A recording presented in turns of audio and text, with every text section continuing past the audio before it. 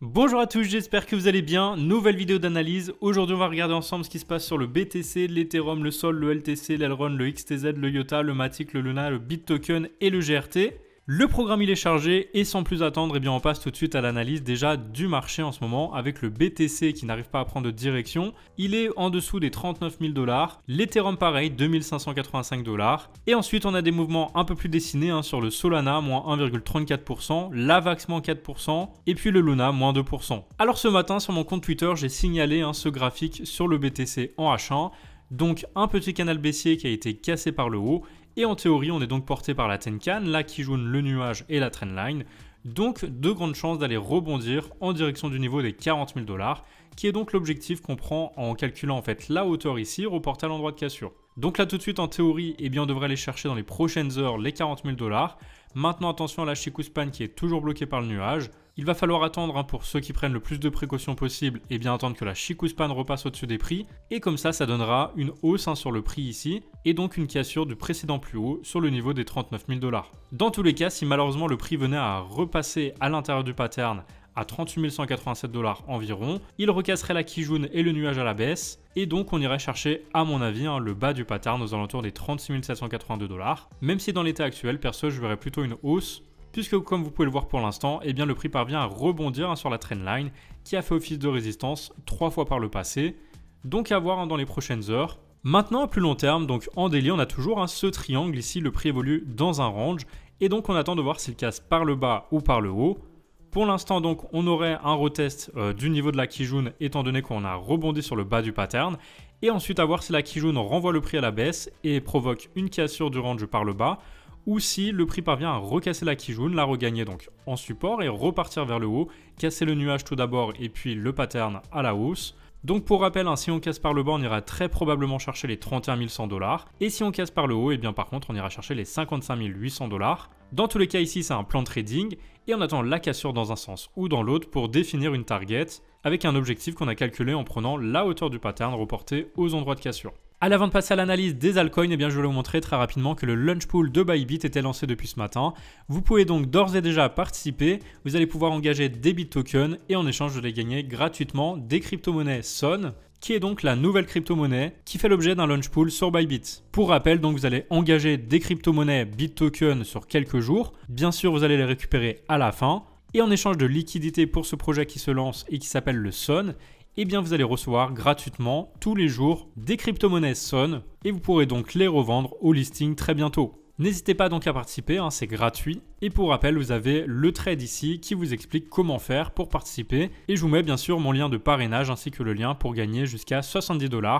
L'Ethereum, eh bien c'est la même chose, il évolue toujours à l'intérieur de son range rectangulaire. Et donc il avait cassé ce petit pattern d'élargissement descendant par le haut. Et comme j'ai déjà dit hier, eh bien on attend de voir si le prix reparvient à casser le nuage à la hausse. Pour l'instant, le nuage agit en résistance, donc il faudra absolument repasser au-dessus pour retourner chercher notre target à 3124 $, qui correspond à la hauteur du pattern reporté à l'endroit de cassure. Pour l'instant, elle reste active tant que le prix ne parvient pas à recasser le précédent plus bas à 2344 $. Si on va plus bas, par contre, attention parce qu'il y aura des risques de casser le range par le bas et d'aller chercher une target à 1600 $. Ça correspond à la hauteur reportée à l'endroit de cassure. Maintenant, si on casse par le haut, par contre, puisqu'on devrait aller chercher l'objectif ici, eh bien pourquoi pas casser le range par le haut en direction des 4571 $. C'est ce qu'on va surveiller dans les prochains jours. Le Solana, eh bien lui aussi, il évolue à l'intérieur d'un range rectangulaire et il avait cassé donc ce petit biseau descendant par le haut. En théorie, eh bien lorsqu'on le casse à la hausse, ce pattern là, eh bien ça donne une correction en direction du haut du pattern. Donc ici, le premier point de contact sur le pattern, il était à 122 $. Donc en théorie, on aurait un retour aux 122 $ dans les prochains jours. Maintenant, pour l'instant, on a essayé de casser ce niveau de résistance à 105 $ ici, et on a été rejeté. Donc pour l'instant, tant qu'on reste au-dessus de ce précédent point bas, à 77 $, eh bien on reste dans une petite dynamique haussière étant donné qu'on ne fait pas de nouveau plus bas. Mais il faudra absolument repasser au-dessus du nuage pour redéclencher une nouvelle hausse et aller clôturer au-dessus des 104 $, puisque vous voyez qu'on a des plus bas de plus en plus haut et des plus hauts de plus en plus haut. Donc en toute logique, on pourrait repartir vers le haut et aller chercher le haut du range pour aller faire notre objectif ici à 122 $ environ. Ensuite, en fonction de la cassure, eh bien, soit on casse par le haut et on ira chercher l'équivalent de la hauteur reportée à l'endroit de cassure, donc aux alentours des 170 $ environ, ou soit on casse par le bas, et là on ira chercher pareil la hauteur, donc ça nous donnera certainement un retour à 55 $. Alors évidemment il va falloir faire attention parce que si on fait un nouveau plus bas, on ira casser le range par le bas, et donc je vous le rappelle, la cassure du range, elle déclenche une target basse, donc de cette façon on prend la hauteur du range reportée à l'endroit de cassure, et ça nous donne un objectif aux alentours des 56 $. Donc si on casse par le bas et qu'on fait un nouveau plus bas par rapport à celui-ci, il y aura une forte chance d'aller chercher le niveau des 56 $. Maintenant, si on parvient à rebondir sur le bas de ce range, parce qu'on reste quand même sur le bas d'un range, et qu'on a fait déjà un fake out par le passé, en théorie lorsqu'on fait un fake out, il y a de fortes chances d'aller casser dans le sens opposé. Donc en théorie, la target ici elle est toujours active, et donc pourquoi pas aller casser l'eau du range après ce rebond ici. Ce qui nous donnerait une target qu'on calcule de cette façon. Donc encore une fois, on prend la hauteur du range, voilà, qu'on reporte à l'endroit de cassure, et ça nous donne un objectif à 174 $. Le LTC pareil, il évolue toujours à l'intérieur d'un range rectangulaire, et donc on avait défini une target aux alentours des 123 $ suite à la cassure de ce pattern d'élargissement descendant par le haut. Malheureusement on a été rejeté sur la résistance ici des 112 $. Et maintenant, à voir si on parvient à rebondir sur ce niveau de support. Le prix a rebondi plusieurs fois par le passé. Et donc, en théorie, ça devrait permettre au prix de repartir vers le haut et d'aller chercher notre objectif. Encore une fois, tant que le bas du range y tient, on peut toujours aller chercher le haut du range et le casser par le haut en direction d'une target à 200 $ qui correspondra à la hauteur reportée à l'endroit de cassure. Par contre, attention, parce que si on fait un plus bas par rapport à celui-ci à 93 $, on déclenche une target baissière aux alentours des 69 $ qui correspond à la hauteur reportée à cet endroit de cassure. L'Elrond est bien même chose, il évolue toujours à l'intérieur d'un range rectangulaire. Pour l'instant, il avait cassé ce petit canal baissier et donc il avait déjà touché sa target. Et maintenant, on est en train de retester un support important à l'intérieur du range. Donc ici, aux alentours des 134 $. S'il le casse par le bas, il ira chercher le bas du range. Et là, attention, il faudra absolument rebondir sur les 120 $ parce que sinon, si on casse à la baisse, on ira chercher la target de cassure du range. Donc la hauteur reportée à l'endroit de cassure, ça donnerait du 74 $. Donc bien tenir ici le bas du range et rebondir, aller chercher le haut du range pour le casser à la hausse. Ça nous donnerait un objectif à 336 $. On aurait un grand W ici, donc pourquoi pas soit un grand W ou soit une continuation de la baisse. C'est ce qu'on va surveiller dans les prochains jours. Dans tous les cas, on attend bien la cassure dans un sens ou dans l'autre pour se positionner à l'achat ou à la vente, parce que dans tous les cas, on peut toujours continuer à rebondir à l'intérieur du range pendant plusieurs jours, voire plusieurs semaines. Il vaut mieux donc toujours attendre la cassure d'un range pour se positionner en fonction de la direction qu'il prend une fois qu'il a cassé sa stabilisation dans un sens ou dans l'autre. Le TESO, c'est bien la même chose, donc range rectangulaire, le prix qui a cassé un pattern par le haut. Donc normalement, l'objectif, il était à 3,99. Mais pour l'instant, on est sur un pullback du prix sur le haut du pattern. Donc comme on peut le voir ici, le prix a rebondi avant d'essayer de repartir à la hausse. À voir s'il parvient à casser le nuage là qui jaune à la hausse. Et dans ce cas, on ira chercher notre objectif. Ça fera un grand W ici. Maintenant, si jamais on est rejeté, attention parce qu'on ira rechercher le bas du range à 2,62 et ensuite à voir si on casse par le bas ou si on parvient à rebondir cette fois. Dans tous les cas, voilà, si on casse par le bas, on devrait aller chercher le niveau des 1,58.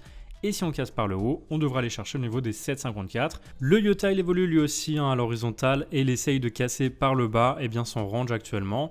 Il l'avait cassé, donc un deuxième fake out par rapport à celui-ci, mais il a réintégré. Donc on attend de voir s'il casse le nuage et s'il va chercher du coup l'objectif de cassure à 0,83 suite à la cassure de ce pattern d'élargissement descendant.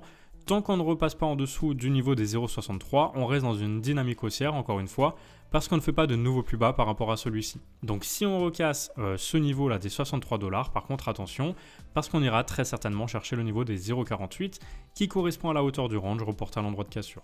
Maintenant, si on parvient à regagner le nuage et à aller toucher de cette target-là, pourquoi pas faire un grand W, aller chercher le haut du range, et ensuite si on le casse par le haut, la target sera à 1,45, donc la hauteur reportée à l'endroit de cassure encore une fois. Le Matic est bien la même chose, tant qu'il ne casse pas son range par le haut, ça reste une tendance baissière dans laquelle pour l'instant on avait cassé donc ce pattern d'élargissement descendant par le haut, ça avait déclenché un objectif à 1,91 et là pour l'instant on est en train de faire un pullback sur le haut du pattern, donc à voir si on recasse le nuage, si oui on ira chercher le niveau des 1,91 et pourquoi pas le haut du range pour essayer de le recasser à la hausse en direction des 3,04. Par contre si on casse le range par le bas, attention parce que si on casse déjà le niveau des 1,28, on va invalider cette target là parce qu'on fera un nouveau plus bas par rapport à celui-ci. Et ensuite, du coup, on déclenchera la target baissière aux alentours des 0,90. Ça correspond à la hauteur reportée à l'endroit de cassure. Et comme vous pouvez le voir ici, on a un support important qu'on a tenu plusieurs fois par le passé. Donc il faut absolument le conserver parce que si on le casse, c'est direction ce niveau de prix. Le Luna, lui, c'est différent. Il a évolué à l'intérieur d'un triangle de continuation Et j'avais dit, attention, suite à la cassure de ce plus petit triangle ici, eh bien, il y avait de fortes probas d'aller chercher le niveau des 69 $ qui correspondait à la hauteur du triangle en H4, reporté à l'endroit de cassure. Et donc ça, eh bien, ça provoquait la cassure d'un triangle un peu plus grand, en daily cette fois, qui donne un objectif aux 115 $ environ. Et vous voyez que pour l'instant, on est en train d'y aller, hein. On fait un pullback ici sur le haut du nuage, et ensuite, pourquoi pas aller chercher notre objectif de prix. Dans tous les cas, on a la Chikou-span qui valide le mouvement haussier. Et tant qu'on reste au-dessus du nuage et de la Kijun et de cette trendline là, eh bien ça reste haussier en direction de cette target. Le BitToken, souvenez-vous, la semaine dernière, on avait identifié ce pattern d'élargissement symétrique de creux en H4 qui était sur le point de casser à la baisse. J'avais dit que si on le cassait par le bas, eh bien on irait chercher un niveau aux alentours des 1,24 qui correspondait à la hauteur à l'entrée du pattern, reporté à l'endroit de cassure. Ça, c'était la petite target. Et la plus grande target, ça correspondait à la hauteur du pattern, à la sortie bien sûr, reporté à l'endroit de cassure. Donc comme vous pouvez le voir, on a touché avec précision la target à 1,06 avant de rebondir. Maintenant à voir si on parvient à regagner la Kijun et le nuage à la hausse. Si on repasse au-dessus, eh bien on pourra calculer un nouvel objectif. Dans tous les cas, maintenant, pas grand chose à dire à part qu'il va falloir absolument recasser cette trendline ici que je vais dessiner tout de suite. Et ensuite, absolument repasser au-dessus du nuage en support et regagner cette trendline là. Tant qu'on ne repasse pas au-dessus de la trendline, en vrai, eh bien ça reste baissier. Allez, on termine par le GRT qui lui aussi évoluait à l'intérieur d'un range rectangulaire. On aurait dû normalement aller chercher le haut du range parce qu'il avait cassé un biseau descendant par le haut. En théorie, donc ça provoque une correction à 100% sur le haut du pattern. Malheureusement, eh bien pour l'instant, on est en train de corriger en dessous du range. Et là, il faudrait absolument repasser au-dessus du nuage. Parce que si on est rejeté ici et qu'on recasse donc ce précédent plus bas, eh bien on cassera un précédent plus bas aussi par rapport à celui-ci. Et on aura des plus bas de plus en plus bas. Donc on continuera en fait la tendance baissière en direction cette fois de l'objectif de cassure du range qui se situe à 0,25. Donc attention, surveillez en dernier recours eh bien, le niveau des 0,31. Si on le casse en clôture, eh bien on ira chercher le niveau des 0,25. Maintenant, si on réintègre le range et qu'on repasse à l'intérieur, on aura probablement un joli W ici avec un retour, pourquoi pas, sur le haut du range à 0,50 puisque ça sera l'objectif de prix qui est toujours valide pour l'instant. Tant qu'on ne fait pas de nouveau plus bas ici par rapport à celui-ci, on peut très bien toujours aller chercher le haut du pattern et du coup le haut du range avec une possibilité de cassure cette fois par le haut en direction des 0,72. Et voilà, cette vidéo est maintenant terminée, donc si elle vous a plu, n'hésitez pas comme d'habitude à laisser un like. Et puis si vous découvrez la chaîne, à vous abonner à mon compte Twitter, YouTube et aussi le Discord. Dans tous les cas, si vous avez la moindre question, ça se passe dans les commentaires. Allez, sur ce, je vous souhaite une très belle fin de soirée et je vous dis à demain pour une nouvelle vidéo.